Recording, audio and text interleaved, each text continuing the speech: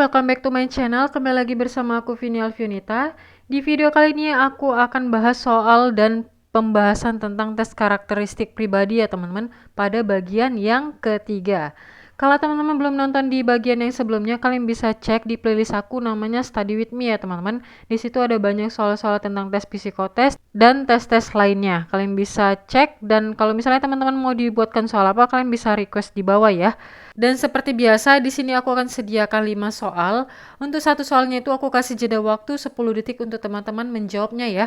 Kalau teman-teman merasa 10 detik kecepatan, kalian bisa pause dan nanti kita akan jawab bareng-bareng. Oke, sebelum kita masuk ke soal yang pertama, di sini aku akan jawab dulu untuk PR pada bagian part yang kedua ya teman-teman, yang di soal nomor 5. Banyak rekan kerja yang tiba-tiba mengeluhkan mengenai pembagian bonus penjualan yang telah diatur oleh perusahaan karena dianggap hanya menguntungkan para karyawan senior, dan mereka mengancam untuk melakukan protes pada pimpinan. Di sisi lain, Anda mengetahui bahwa perusahaan telah berusaha sebaik mungkin untuk mengatur pembagian bonus penjualan sesuai dengan beban tugas dan hasil penjualan yang ada. Jika hal ini dibiarkan, maka perusahaan akan merugi. Sikap Anda: A. Mendiskusikan masalah tersebut dalam rapat internal karyawan untuk kemudian diajukan pada dewan direksi.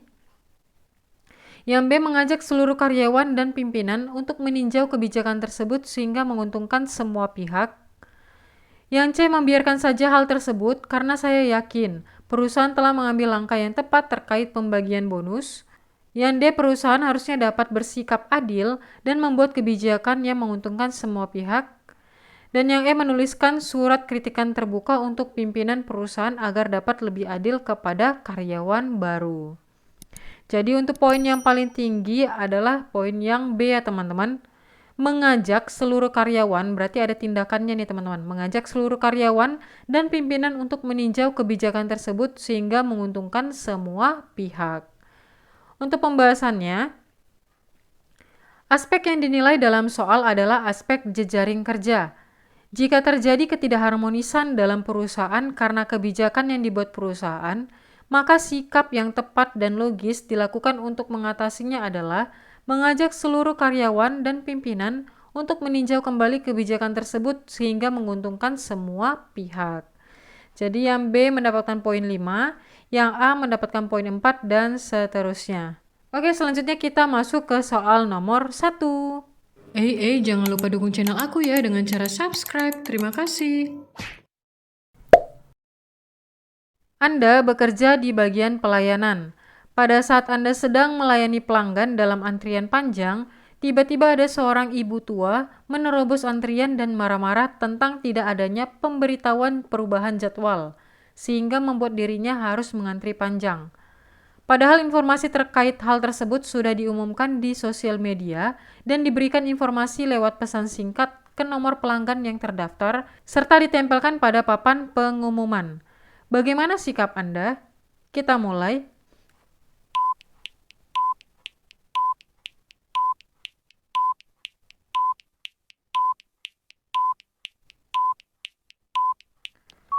Stop. Yang A tetap tenang dan menyuruhnya kembali ke antrian. Ini kurang tepat. Yang B tidak menghiraukan perilaku ibu tersebut. Ini juga kurang tepat. Yang C meminta maaf dan menjelaskan adanya perubahan jadwal. Ini kita simpan dulu ya teman-teman. D menenangkannya dan meminta maaf, kemudian menjelaskan adanya perubahan jadwal. Ini kita simpan. Yang E menjelaskan tentang perubahan jadwal yang sudah ada di media sosial dan papan pengumuman. Jadi yang mendapatkan poin paling tertinggi itu adalah yang D ya teman-teman. Menenangkannya dan kemudian meminta maaf serta menjelaskan adanya perubahan jadwal. Ada 3 tindakan nih yang dilakukan si pelayanan publik tersebut ya teman-teman.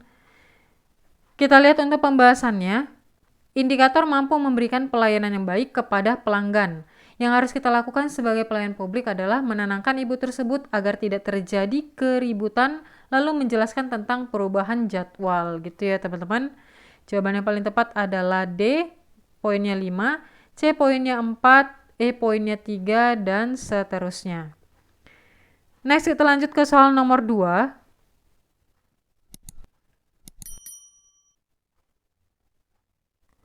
Anda bersama salah satu rekan kerja melakukan kunjungan ke kantor klien. Pada saat kunjungan tersebut, Anda melihat ada salah satu klien yang terlihat kurang profesional dan kurang cakap dalam perundingan kerjasama. Padahal Anda perlu banyak informasi dan data mengenai program kerjasama yang akan segera disepakati. Sikap Anda pada situasi tersebut adalah, kita mulai.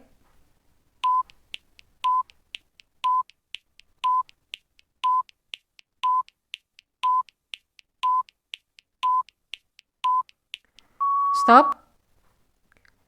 A meminta rekan kerja saya untuk mahir serta mampu bernegosiasi dengan klien tersebut, berharap akan mendapatkan sisi keuntungan yang lebih dari keadaan klien yang kurang cakap dalam perundingan. Ini kurang tepat ya teman-teman, aji mumpung ini. Yang B menyampaikan kepada atasan mengenai klien tersebut untuk dijadikan salah satu pertimbangan dalam melanjutkan kerjasama untuk periode selanjutnya. Ini kita simpan. Yang C membatalkan kesepakatan kerjasama yang telah terjalin untuk program yang telah terlanjur berjalan. Bisa diberikan kepada pihak lain dan saya akan menyarankan klien tersebut untuk mencari mitra kerjasama yang lain. Ini juga kurang pas ya. Yang D berusaha dan mencoba tetap mencari informasi penting meskipun saya yakin untuk membatalkan kerjasama dengan mitra tersebut. Ini kurang pas. Dan yang E berusaha untuk tidak terlalu kaku dan arogan dalam menggali informasi dari klien tersebut, sehingga ia tidak gugup dan bisa berunding secara profesional. Jawaban yang paling tepat itu adalah yang E ya teman-teman, poin yang paling tinggi. Untuk pembahasannya, karena sudah seharusnya nih kita bekerja secara profesional. Menjadi seorang profesional bukanlah pekerjaan yang mudah. Untuk mencapainya diperlukan usaha yang keras ya teman-teman, karena seorang profesionalitas akan dilihat dari dua sisi, yaitu teknis keterampilan atau keahlian yang dimilikinya, serta hal-hal yang berhubungan dengan sifat, watak, dan kepribadiannya. Jadi jawaban yang paling tepat adalah E, poinnya 5, B poinnya 4, D poinnya 3, dan seterusnya. Next, kita lanjut ke soal nomor 3.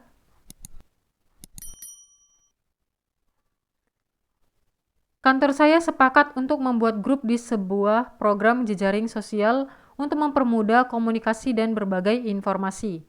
Sementara gadget saya belum mendukung program tersebut. Bagaimana sikap saya? Kita mulai.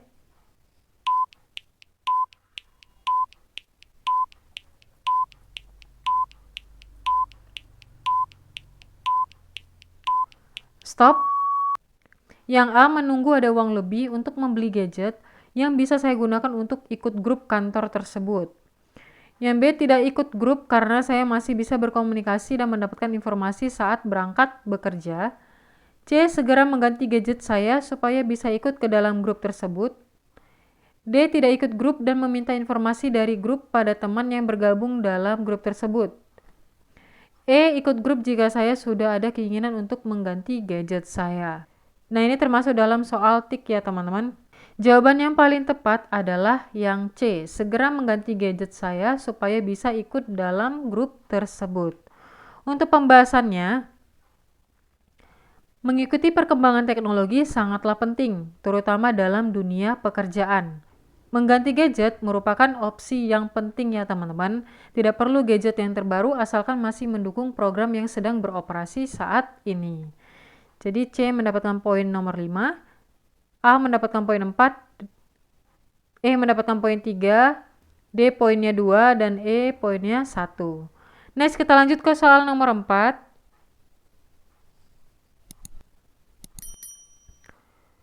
Tahun ini kantor mengharuskan semua laporan dibuat dalam bentuk berbeda, yaitu dalam bentuk grafik dan analisa dengan program teknologi terbaru yang belum begitu saya pahami. Yang akan saya lakukan adalah, kita mulai.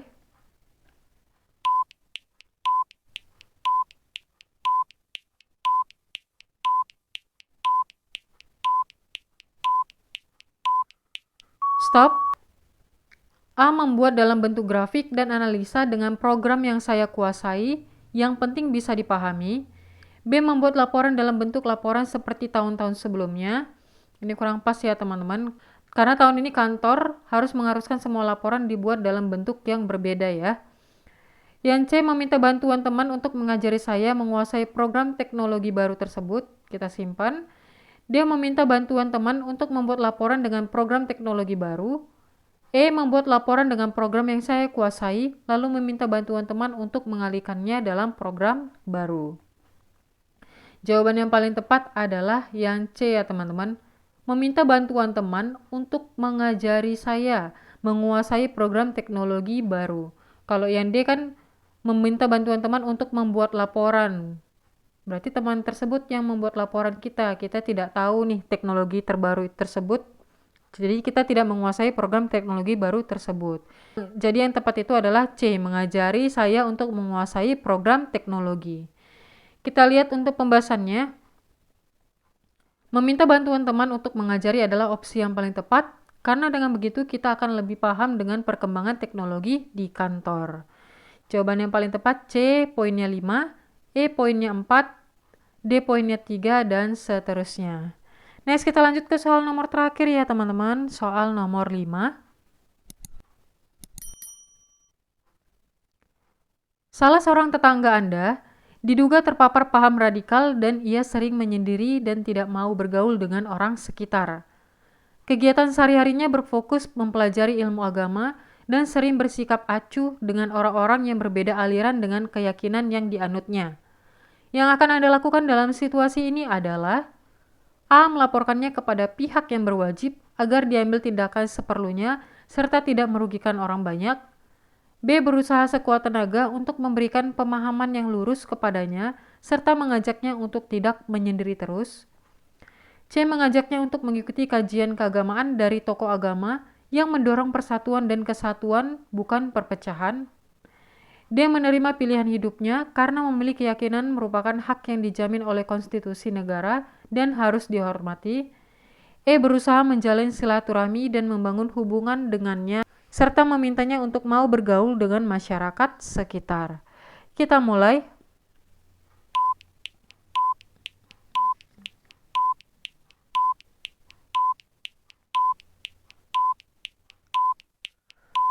Stop.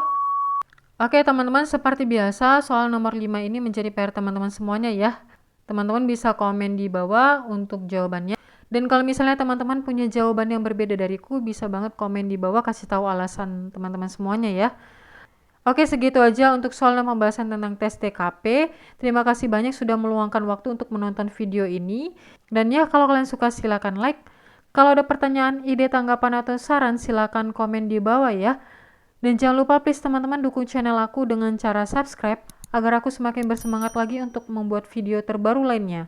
Dan bagi yang udah subscribe, aku ucapkan terima kasih banyak. Sampai jumpa di next video. Bye-bye.